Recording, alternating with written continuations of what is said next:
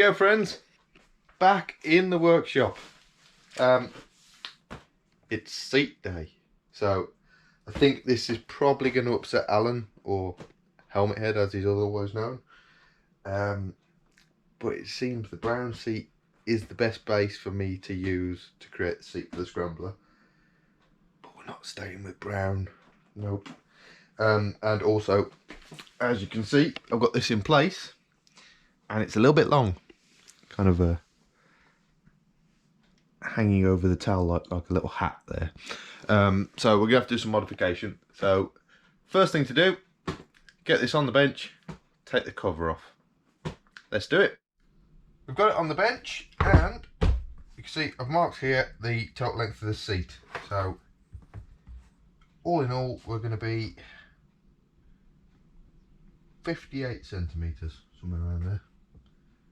And that puts this just neatly just in behind the towel light.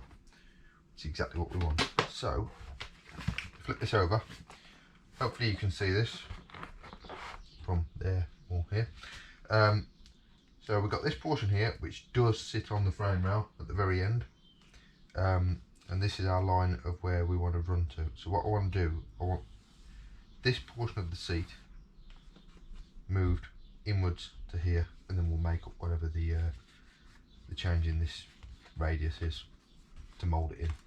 A little bit of heat and persuasion. So we'll cut this here, move this over, trim this until it fits nicely to this, get that glued and set in place. We'll brace the centerpiece with a nice L bracket in there, rivet that in place, and then that's the seat base done. We can then trim the foam, shape that how we want it. The front I'm perfectly happy with, and then we'll use most of this as a template to make a new cover. Get the sewing machine out. So something a bit different, but yeah, for now all I do is run out these rivets. So let's do that.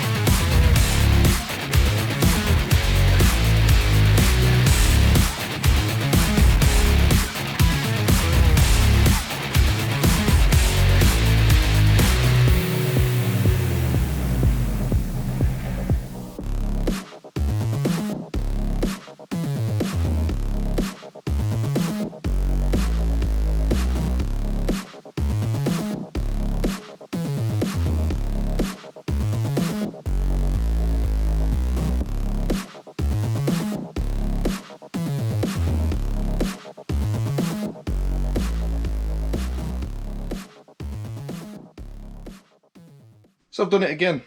You will have just seen me taking the seat cover off and prepping that ready to make the seat the length I need. And then I turned both cameras off when I got a cup of tea. I came back, I started working on the seat and inadvertently didn't turn this camera back on. So it is pretty much done. I've got down here, you can see I have cut the end off the seat. It's not anything of, you know, a significant technical challenge. Yeah, there it is. 3/4 length seat for a Triumph Bonneville Scrambler. And quite simply, what I've done is I marked the centre line. I've cut a square cut off the end to get it to the length I wanted it, and then the radius, you see, I've got this template here. This template is actually a pattern copy of the back of the BSA seat, because the frame rails are very similar width. So got that, line that up on there. I then shape the corners, cut the corners off the base,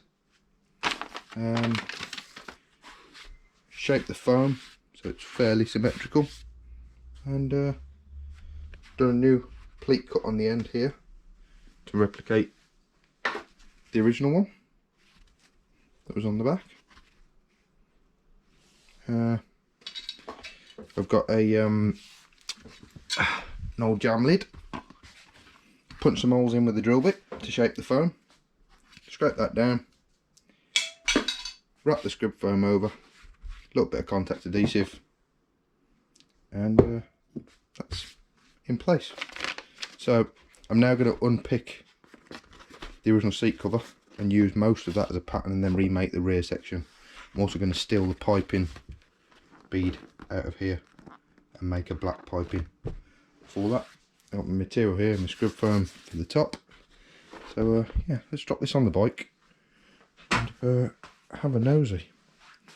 So that should key in somewhere there, and we're nice and level at the back. We've got a little bit of a dimple in it to go around the tail light. So hopefully that'll be a fairly snug fit, 3/4 length, and yeah, happy and in place. So yeah, I'm going to unpick that cover now. I won't film that. That's literally me sitting there with a Stanley blade, just picking threads. So do that, and then once we get round to patterning onto the new material, I'll pick it up there. So I've got that trimmed, covers cut down, obviously depicked, and I've trimmed that to suit the new base, with 8mm allowance on the end for the seam. And I've also, the boxing was a single piece all the way around, but I'm going to do it in 3 sections, so one each side and then a back filler. So I've cut this one, we'll do a left and right hand of that, so it's symmetrical, and a copy of the top, and then we'll work out the back, and then we need a small piece for the front. That's fine. Also managed to salvage the beading, so I can do some piping. The next thing is to start cutting out some material.